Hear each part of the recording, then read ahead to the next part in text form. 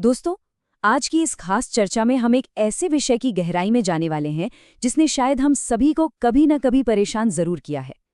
हम बात करेंगे कि आखिर युवा मन इतनी आसानी से क्यों भटक जाता है।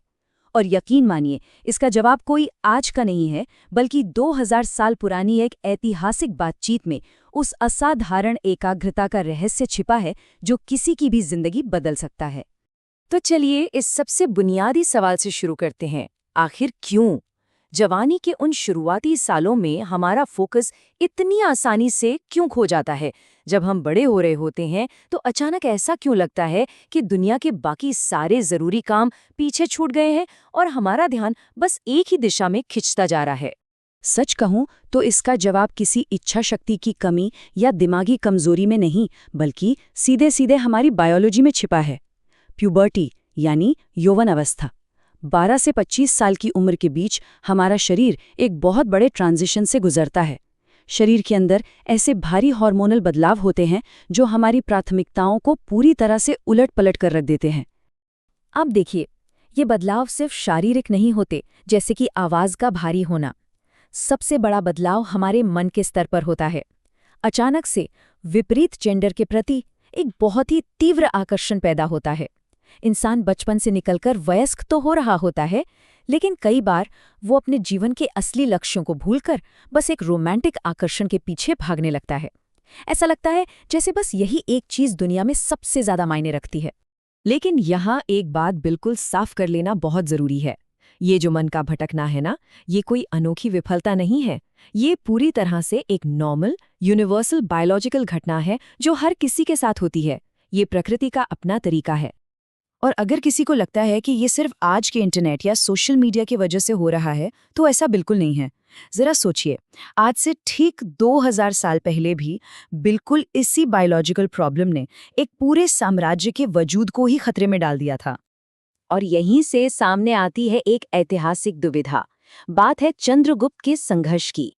अखंड भारत का सम्राट बनने की राह पर चल रहे चंद्रगुप्त मौर्य, जिन्हें महानता के लिए चुना गया था, लेकिन वो भी अचानक इन डिस्ट्रैक्शंस के शिकार हो गए। अपने गुरु आचार्य चाणक्य के सामने अपनी इस उलझन को स्वीकार करते हुए उन्होंने कहा था कि उन्हें एक अजीब सी अनुभूति हो रही है और आकर्षण की इन तीव्र भावनाओं के कारण वो अंदर ही अंदर तड़प रहे हैं। एक ऐसा योद्धा जो युद्ध के मैदान में नहीं डरता, वो अपनी ही भावनाओं के सामने बेबस महसूस कर रहा था। इस पर आचार्य चाणक्य का जवाब बहुत ही गहरा और प्रैक्टिकल था।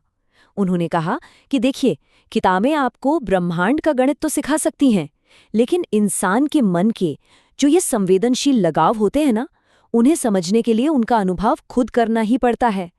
इंसान के मन का विज्ञान किताबों में नहीं मिलता। तो फिर इस भटकाव को कैसे संभाला जाए?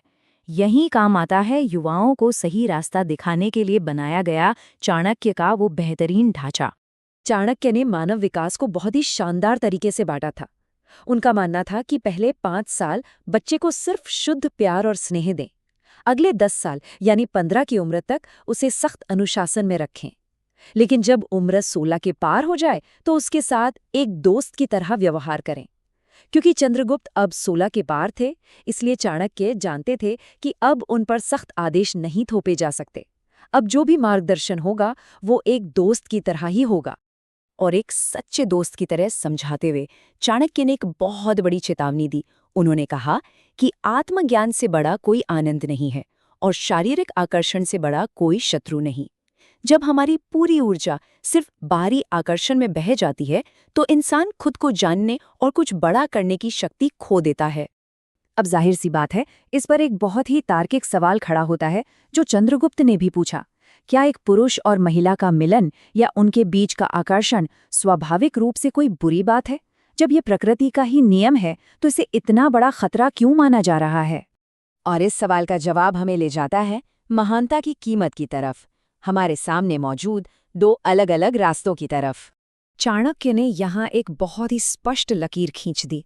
उन्होंने समझाया कि अगर लक्ष्य एक साधारण जीवन जीने का है, जैसे कोई किसान या व्यापारी, तो शारीरिक आकर्षण और रोमांटिक लगाव पूरी तरह से नॉर्मल और स्वीकार्य हैं। लेकिन अगर लक्ष्य अखंड भारत का सम्राट बनने जैसा असाधारण है, तो यही आकर्षण एक घातक डिस्ट्रैक्शन बन जाता है जो इंसान को अंदर से खोखला कर सकता है। क्योंकि बात बहुत सीधी है। प्रेम और शारीरिक लगाव अक्सर व्यक्ति की अपने कर्तव्य निभाने की क्षमता से समझौता करवा देते हैं। इंसान हमेशा असुरक्षित महसूस करता है, उसका ध्यान हमेशा कहीं और लगा रहता है। महानता हासिल करने की जो एक बड़ी महत्वाकांक्षा होती है, वो महज वासना और कामुकता के चक्कर में पूरी तरह से नष्ट हो जाती है। ये कठोर सच्चाई सुनकर चंद्रगुप्त को उस भारी बोझ का एहसास हुआ जो महानता हासिल करने के लिए जरूरी था। उन्होंने कुछ हद तक निराश होकर कहा कि कभी-कभी ऐसा लगता है कि इस महान लक्ष्य को पाने के लिए जो कीमत मांगी जा रही है वो बहुत ज्यादा है। और तब चाणक्य ने वो जवाब दिया जो इतिहास के पन्नों में अमर हो गया। उन्होंने कहा, यदि इतना बड़ा लक्ष्य एक साधारण कीमत चुकाकर ही हासिल किया जा सकता तो कोई भी अखंड भारत बना लेता। फिर ना तो किसी चाणक्य की जरूरत होती और ना ही किसी चंद्रगुप्त की। सच में कितनी गहरी बात है ना। असाधारण लक्ष्य की कीमत हमेशा असाधारण ही होती है। तो आइए इस प्राचीन ज्ञान को आज की इस आधुनिक दुनिया में रखकर देखते हैं और बात करते हैं उस अंतिम विकल्प की। आज भी नियम बिल्कुल वही हैं।